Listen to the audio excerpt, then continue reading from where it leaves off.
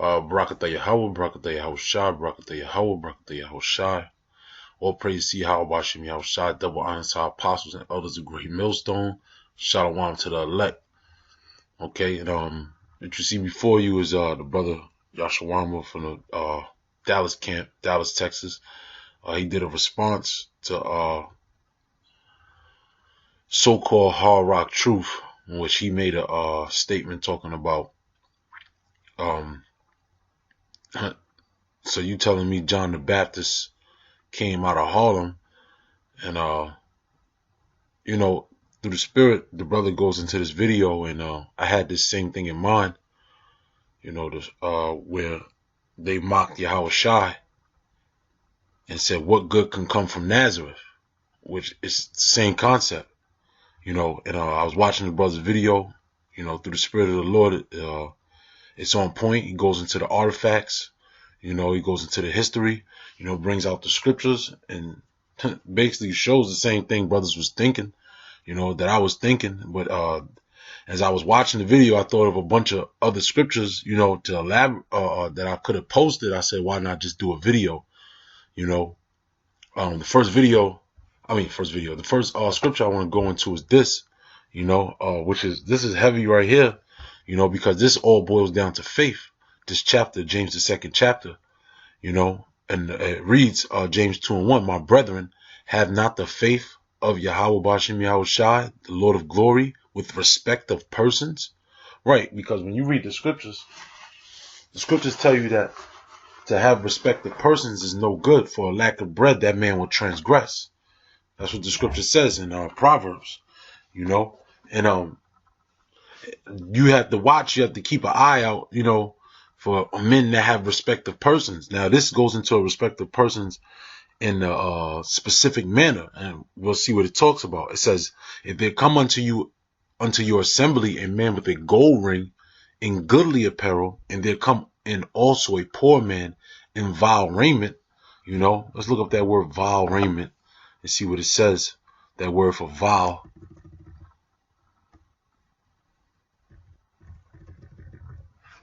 Okay.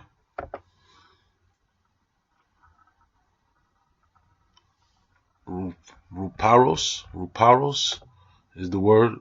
It says to be dirty, grow filthy. Metaphor to be defiled with iniquity. More basically saying, you know,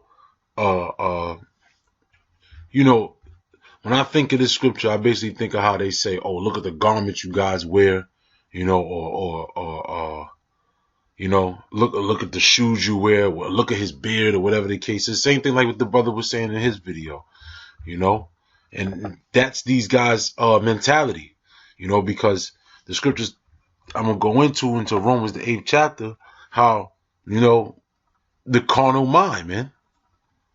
The carnal mind is looking for things that are carnal. Verse 3.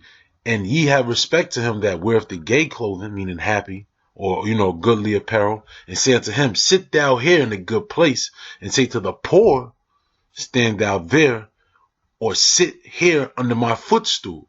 Yeah, because that's why you see the likes of Baloo, or you see the likes of the so-called ISUPK, or if you will, they are the ISUPK, you know, or even, you know, IUIC. You see these guys in goodly apparel, you know, but you see a lot of times you see what you see, like for instance the Israelite Summit. You see a lot of those guys. It's like a fashion show, man. You know, it's like a fashion show because they all want to dwell next to each other. You know. All right. So verse 3, I'm gonna read it again. And say to the poor, stand thou here, or sit under my footstool. Right? Now, and that's the thing. See, when they see the poor, they think that they're above the poor. They think that they are, you know, better than the poor because they see a man that wears a certain garment, you know. And that was the same thing going back 2,000 years ago with Yahweh Shai, man. You know, obviously Yahweh Shai being from Nazareth, you know, and you know, he more than likely didn't walk around with the gay clothing. Like when you see, Revelations 1 and 14, that's Yahweh Shai in his glory, man. In the heavens, you know. Continuing on, it says, and say to the poor, stand thou there and sit under my footstool. Verse 4, it says, are ye then partial in yourselves and are become judges of evil thoughts? Hearken, my beloved brethren, have not the Most High chosen the poor of this world, rich in faith, and heirs of the kingdom, which he hath promised to them that love him? See? The Most High has chosen the poor of this world. So we supposed to, come in that lowly estate, and the Most High is choosing the poor of the world. Why? Because the scripture says what? The Most High has chosen the foolish things, that he has made us a spectacle. All right. There's power in showing that someone that was of a low estate being brought up and being exalted. There's no power in showing a man that's already has money being exalted.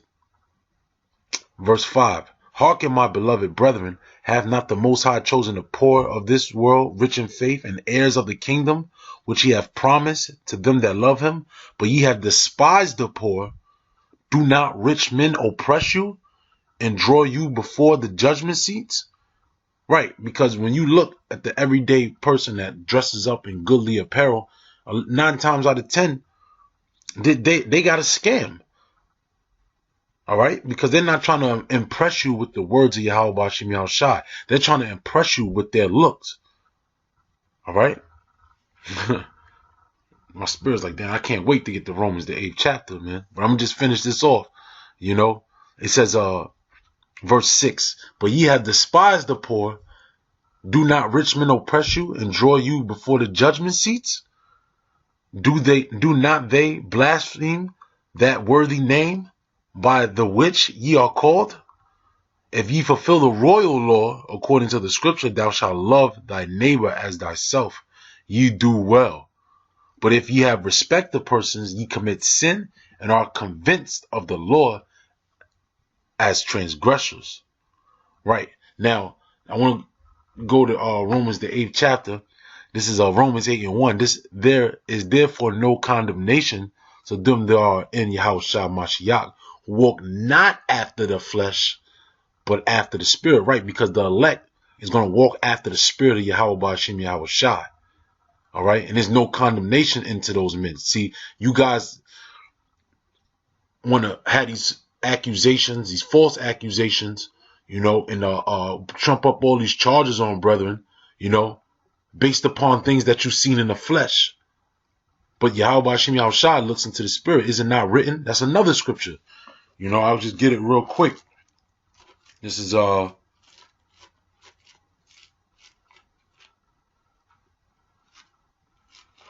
this is 1 Samuel chapter 17. 1 Samuel 17. Sorry. When Samuel was looking for David, what was stated? Right? Because everybody thought, and you know what? This goes in, oh man, this is heavy. Now that I really think about it, because when you look at, considering Saul and the people, they loved Saul at first, and the thing about Saul was his appearance, hence that's why we have the what did, at the end of the day, what are the two entities fighting? The house of David and the house of Saul. It's either you with the house of Saul or you with the house of David. Now the house of Saul, the people love Saul. Why? Because they said the scriptures talk about how his shoulders were above all the rest of the people. He was a man of great stature. He had a good look, as opposed to David, which he was ruddy. All right. He didn't have the look of a king. That's why this scripture says this. 1 Samuel, this is 16. I'm going to start at verse 4. And Samuel did that which Yahweh spake and came to Bethlehem, and the elders of the town trembled as coming and said, comest thou peaceably? And he said, peaceably, I am come to sacrifice unto Yahweh. Sanctify yourselves and come with me to the sacrifice. And he sanctified Jesse and his sons and called them to the sacrifice. And it came to pass, they were come, and he looked at Eliab and said, surely the Lord's anointed is before him. See, and even Samuel got kind of simple, right? Verse 7, but Yahweh said unto Samuel, look not on his countenance or on the height of his stature, but because I have refused him. See, for Yahweh seeth not as man seeth, for man looketh on the outward appearance, but Yahweh looketh up on the heart, meaning what? The mind, right? Because the scripture says what? Render your hearts and not your garments. All right, Yahweh Bashim Yahushua is looking at those men of low estate, man, but rich in faith. That was the thing about David. See, David was of low estate, you know, but he is rich in faith. And what showed that was that he had that courage when he fought the sheep. I believe it was the she bear and the lion, and also too when he had the faith to fight up against Goliath, man. You know. And that's the difference. That's what these guys can't see. That's why that video was beautiful. And I'm going to kind of elaborate. It's right here on the right side. This brother right here, am I an Israelite? Because this brother came out bold and was laughing at you scoffers, man. You know? And that was beautiful because it's going to lift up the faith of other brothers that have that don't have that Israelite look. All right? So I'm going to go back. This is Romans, the 8th chapter, right? It says, for the law of the spirit of life, verse 2, of life and Hamashiach Yahushua had made me free from the law of sin and death. For what the law could not do, in that it was weak through the flesh, the Most High sending his own Son in likeness of sinful flesh, and for sin condemneth sin in the flesh, that the righteous of the law might be fulfilled in us who walk not after the flesh, but after the Spirit. See, and that's the thing. These guys, those that walk in the spirit is in Yahweh Bashim Yahushua. If you walking after the flesh, then Yahweh Bashim Yahushua don't dwell in you. And the scriptures is going to say this. Verse 4, it says that the righteousness of the law might be fulfilled in us who walk after the flesh, but after the spirit. Not after the flesh, but after the spirit. For they are after the flesh, do mind the things of the flesh. See, you niggas are carnal, man. But they that are after the spirit, the things of the spirit. For to be carnally minded is death, right? Because this flesh, everything that you see is going to burn, man. Everything that we see is going to burn. Even these bodies, man. We're leaving. Lord willing, that be us, the elect. You know, myself going beamed up into a chariot. This body is going to leave. My spirit is going to leave this body. Even the brothers that have those looks and that look of leprosy, their spirit is going to leave that body. Right? I'm going to read 8 and 6 again. No, I'm going to read verse 5 again. For they that are after the flesh do mind the things of the flesh, but they that are after the spirit, the things of the spirit. Right? What is a man saying? Right? The scriptures say it's not what goes into a man, but what comes out, meaning his words. Verse 6, for to be carnally minded is death, but to be spiritually minded is life and peace. Verse 7, because the carnal mind is enmity against the Most High, for it is not subject to the law of the Most High, neither indeed can be. Right? Because when you look at things from a carnal perspective, at the end of the day, you going opposed to prophecies, because the prophecies talk about how our people will be scattered across the four corners of the earth. So doesn't it make sense for some of the men of the Lord that will be, you know, out of the elect of those countries look like those people of that country? So your enmity, you're going against with Yahweh Bashim Yahushua's program, man. But it was actually set up to actually go against you. It was actually that setup was actually an enmity to your carnal mind. The Most High set it up that way. All right. Right. So verse 8. So then they are in the flesh cannot please the Most High. Right, because you can't gather the elect, because the elect ain't going to look like everybody. Verse 9, but ye are not in the flesh, but in the spirit, if so be the spirit of the Most High dwell in you. Now, if any man have not the spirit of Yahushua, he is none of his. See? And that's the point, man. You all don't have the spirit of Yahushua in you, man.